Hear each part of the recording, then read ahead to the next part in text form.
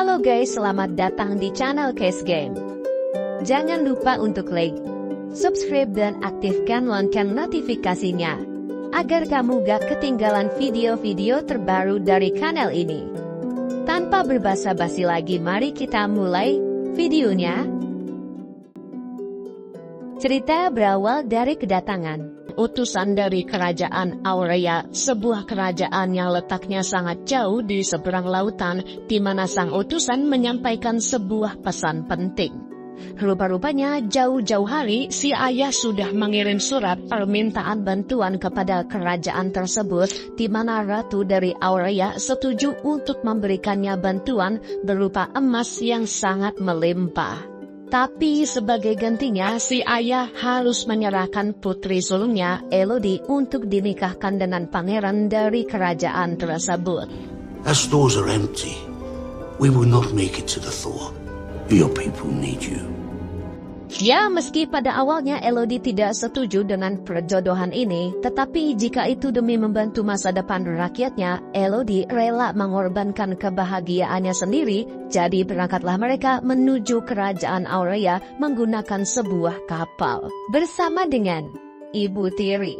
Meski bukan anak kandungnya, Ibu Tiri tetap mencintai Elodie dan Floria sebagaimana anaknya sendiri, meski kadang-kadang beliau suka cerewet. What have I been telling you this entire trip?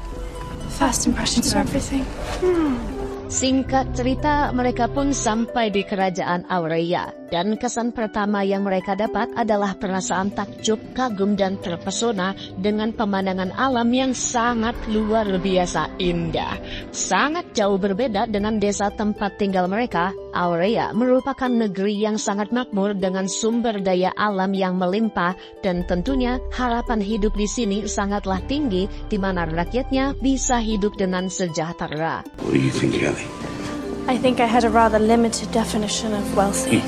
Karena sudah melewati perjalanan yang sangat melelahkan, tentunya Elodie beserta keluarganya dipersilakan untuk ngasuh terlebih dahulu, yang mana ketika Elodie hendak menikmati sepoi-sepoi angin di area balkon, dia bertemu dengan seorang gadis cantik yang kita sebut saja Sofia, yang kemungkinan salah satu penghuni di istana ini. Milady, everyone's waiting.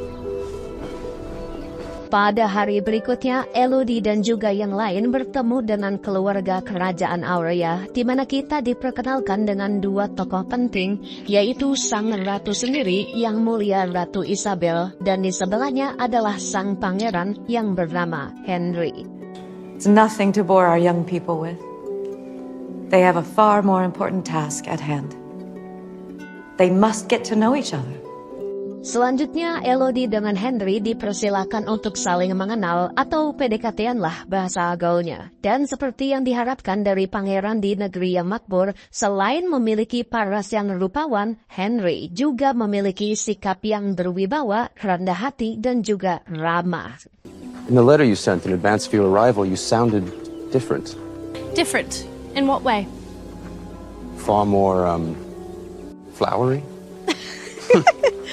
Tidak butuh waktu lama, mereka berdua dengan cepat akrab, lalu bersama-sama keduanya berkuda di hamparan padang rumput yang begitu hijau, hingga sampailah mereka di sebuah tebing dengan pemandangan alam yang sangat-sangat indah. Hati Elodie juga semakin meleleh tatkala Henry menceritakan cita-cita terbesarnya, yaitu menjelajahi seluruh dunia dan usut punya usut. Hal itu juga merupakan cita-cita Elodie sedari kecil yang sudah lama dia impikan. Sepertinya pernikahan yang semula dia anggap sebagai hubungan timbal balik semata, rupa-rupanya bisa menjadi awal dari kebahagiaannya sendiri, karena dengan pernikahan ini Elodie dapat mewujudkan cita-citanya tersebut. Perhaps one day we will.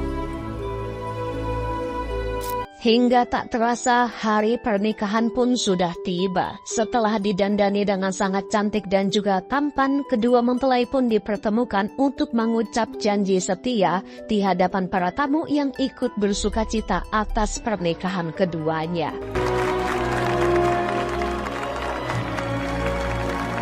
Setelah ijab kabul selesai, Elodie pun berpamitan dengan ayah, ibu tiri, dan juga adiknya, karena setelah ini dia bersama dengan Henry akan pergi ke gunung yang ada di sana untuk mengikuti sebuah ritual khusus.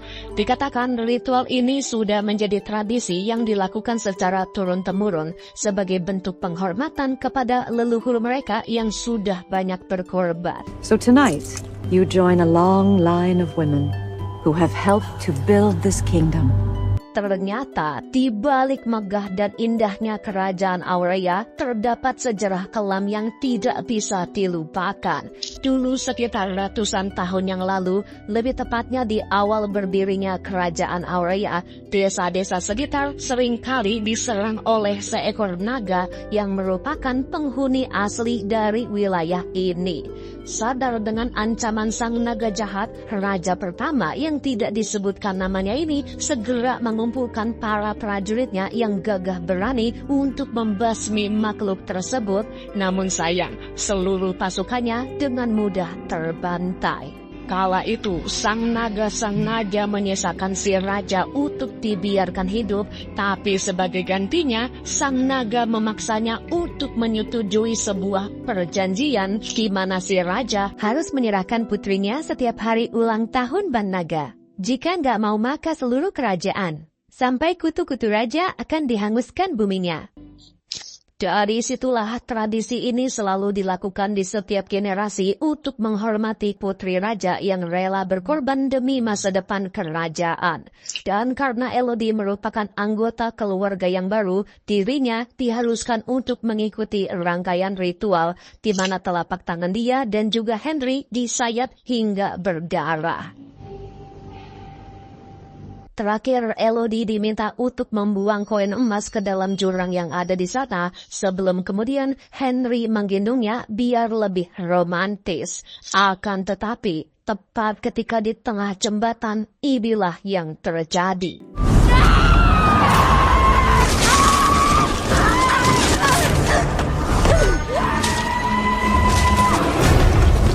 Di saat itulah perhatiannya tertuju pada cahaya remang-remang yang membawanya pada sebuah goa, tempat dia menemukan burung yang sedang terbakar. Tapi tidak hanya seekor saja, melainkan ada banyak sekali.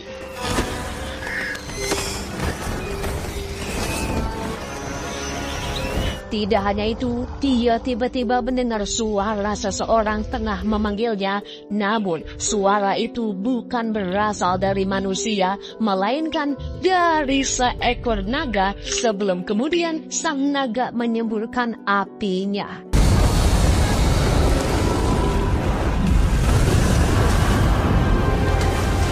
Dalam usahanya melarikan diri, Elodie sempat dikejutkan dengan jasad seorang gadis yang malang, dan faktanya, dia adalah Sofia, gadis yang dia lihat pada hari itu. Sadar naga tersebut akan kembali menyemburkan jigung apinya, Elodie dengan cepat masuk ke dalam celah sempit di sana, di mana dia sempat tersangkut gara-gara gaun yang dia kenakan. Tapi untungnya, Elodie berhasil masuk, meski dirinya harus mendapat luka bakar yang cukup parah. A clever one. The last one was over so quick. Penderitaan Elodie tidak hanya sampai di situ. Ketika berusaha melewati celah-celah yang sempit, dirinya malah terperosok hingga jatuh ke bawah. Namun pada saat yang sama penderitaannya juga diselingi dengan keberuntungan, di mana Elodie menemukan sebuah cahaya kebiruan yang bersumber dari ulat-ulat ajaib yang kemudian dia jadikan sebagai sumber cahaya. Tidak hanya itu, dia juga menemukan sumber air yang berasal dari tetesan es batu pada langit-langit gua yang dapat dia minum untuk melepas dahaganya. Namun pada saat yang sama, sang naga kembali menunjukkan dirinya, dan meskipun makhluk itu sempat menyerangnya dengan nafas api, Elodie masih dapat menghindarinya dengan masuk ke dalam ruangan yang tidak bisa dijangkau oleh makhluk tersebut. You hide now, like all the others. It makes no difference. This story always ends the same. Ya, dari kata-kata sang naga, terungkaplah jika Elodie sudah dijadikan tumbal, begitu juga dengan Sofia yang sayangnya sudah jadi setengah matang. Namun sepertinya bukan hanya mereka berdua saja yang dijadikan tumbal, melainkan ada banyak gadis seumuran keduanya yang sebelumnya juga bernasib sama, terbukti dengan adanya nama-nama mereka yang ditulis pada dinding goa tersebut. Terbangun dari tidurnya, Elodie mendapati kakinya dikerumuni ulat-ulat biru dan ternyata selain dapat menghasilkan cahayanya sendiri, ulat-ulat ini juga memiliki kemampuan untuk menyembuhkan luka-luka serius dalam waktu yang sangat singkat. Semangatnya juga kembali lagi setelah dia melihat sebuah peta yang dapat membawanya menuju jalan keluar dan kemungkinan peta tersebut dibuat oleh salah satu gadis yang kemungkinan berhasil kabur dari tempat kematian ini. Benar saja, setelah mengikuti rute yang ada di peta, Elodie pun sampai di sebuah lubang yang tembus menuju jalan keluar dengan banyaknya kristal di berbagai sisinya. Di situ juga ada sebuah mahkota milik salah satu gadis berinisial V yang kemungkinan adalah Victoria, di mana mahkota tersebut sengaja Victoria tinggalkan supaya gadis-gadis yang menjadi korban selanjutnya dapat menggunakannya sebagai alat untuk memanjat. Namun, usaha kerasnya tersebut hanya membawanya kembali pada jurang keputusasaan. Memang benar, dirinya berhasil sampai di pintu keluar, tapi posisinya tersebut berada jauh di atas ketinggian dan sangat mustahil baginya untuk bisa turun, di mana situasi semakin diperparah ketika sang naga kembali menampakkan diri. There is no way out, princess. Not for any of you. Disitulah Elodie pun menyadari bahwa sedari awal tidak ada satu gadis pun yang benar-benar bisa lolos, begitu juga dengan Victoria yang ternyata juga bernasib tragis di tempat ini. Beruntung perhatian sang naga tiba-tiba teralihkan pada seseorang yang memanggil-manggil nama Elodie, yang ternyata orang itu adalah si ayah yang datang bersama dengan dua pengawalnya dan juga seorang pemandu untuk mencari Elodie. Sir, your daughter's been down here nigh on too long. She's almost certainly been killed. Menyadari hal itu, Elodie pun segera turun kembali untuk pergi ke tempat sang ayah memanggil. Tapi ketika melewati jalan yang berbeda, Elodie menemukan sesuatu yang sangat mengejutkan. Tampak 3 ekor naga kecil yang sudah mati terbujur kaku yang merupakan anak-anak dari sang naga. Di tempat lain, rombongan si ayah yang dikejutkan dengan kemunculan sang naga.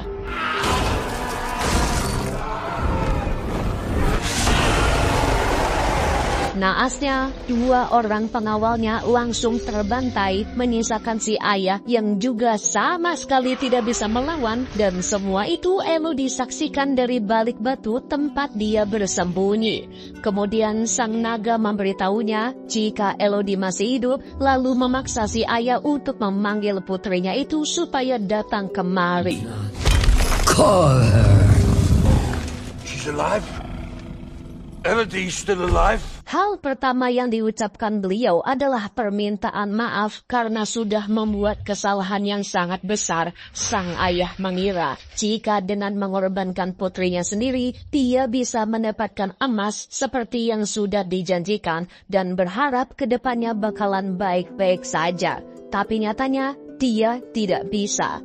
Setelah kematian istri pertamanya, si ayah sama sekali tidak rela jika harus kembali kehilangan orang yang dia sayang.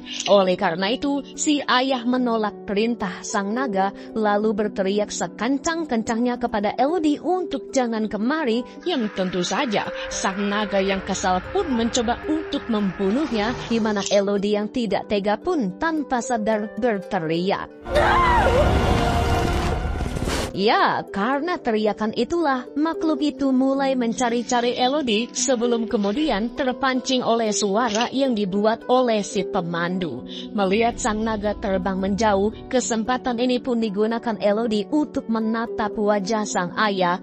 Namun sayang, beliau sudah tidak dapat diselamatkan hingga akhirnya sang ayah menghembuskan nafas terakhirnya. Forgive me. Tak ingin menyia-nyiakan waktu, Elodie dengan cepat menaiki seutas tali yang mengarah keluar. Sementara itu, si naga juga tampak menemukan si pemandu dan setelah membunuhnya, dia dengan cepat terbang ke arah Elodie. Tapi beruntung, Elodie dapat keluar tepat pada waktunya lalu dengan cepat menaiki salah satu kuda. Sadar jika hanya dengan berlari saja dirinya tidak akan sempat, Elodie pun memutuskan untuk bersembunyi dan menjadikan kuda putih tersebut sebagai umpan untuk memancing perhatian sang naga yang masih mengejarnya.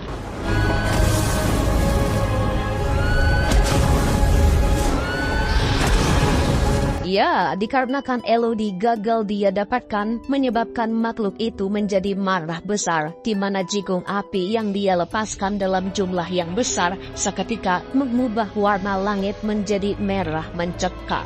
Sadar jika penyebab semua ini gara-gara si Elodie, Ratu Isabel dengan cepat melakukan tindak pencegahan dengan menangkap sang adik Floria untuk menggantikan Elodie sebagai tumbal yang baru. Tidak peduli jika Floria masih sangat kecil, asalkan jika hal itu dapat meredam amarah sang naga, apapun akan dia lakukan meski harus membuang sisi kemanusiaannya.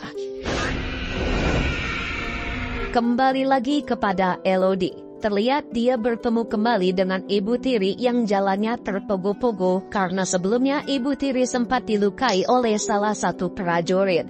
Nah, disinilah keduanya sama-sama dibuat terkejut, di mana ibu tiri terkejut dengan kemunculan Elodie kembali dan juga kabar kematian si ayah. Sementara Elodie terkejut dengan Floria yang sudah dibawa oleh Ratu Isabel.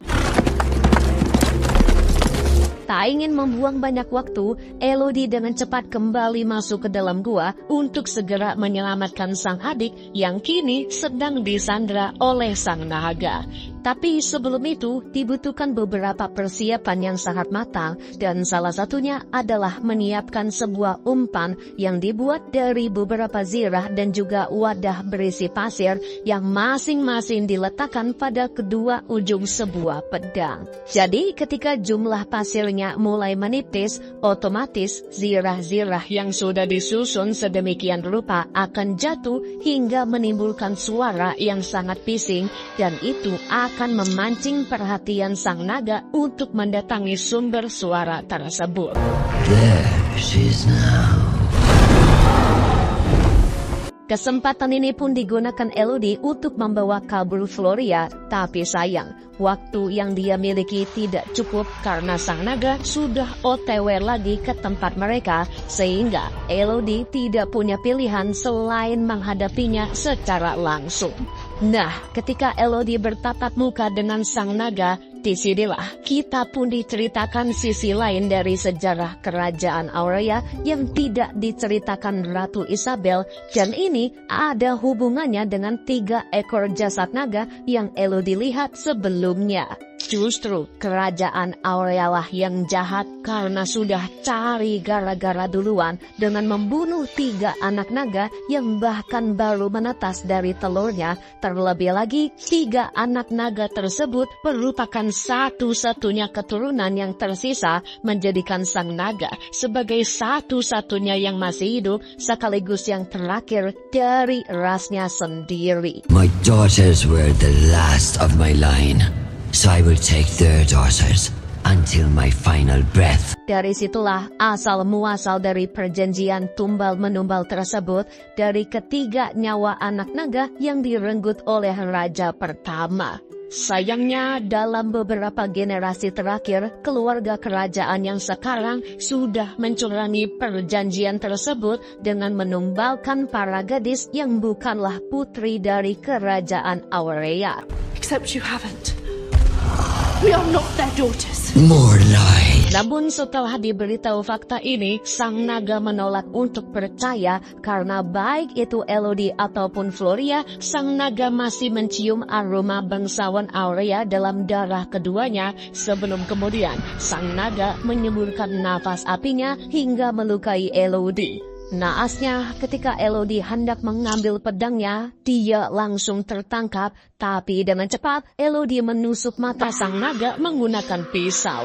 Tidak cukup sampai di situ, Elodie juga berhasil melancarkan serangan yang tepat menusuk dada dan juga tangan sang naga. Namun karena masih belum cukup untuk menumbangkannya, Elodie pun menggiringnya menuju cetunan pada salah satu pilar. Jadi ketika sang naga menyerangnya dengan nafas api, semua serangannya tersebut seketika berbalik dan langsung membakarnya.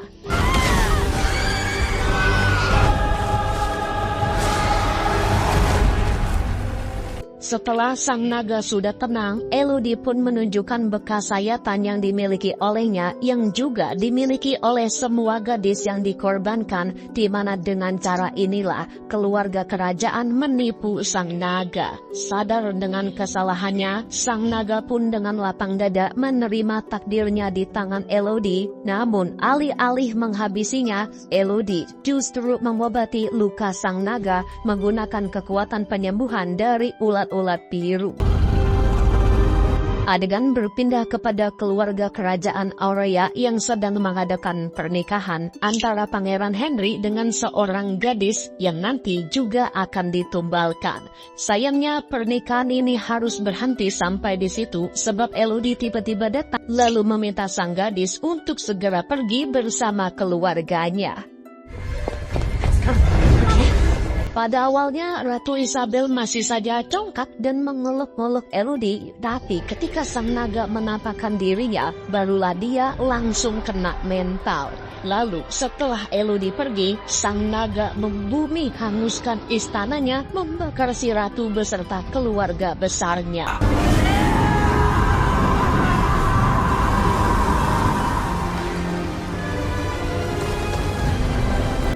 Film pun tamat. Meskipun Elodie kehilangan ayah, dia mendapatkan pengganti sosok Banaga yang berhutang kancut kepada Elodie.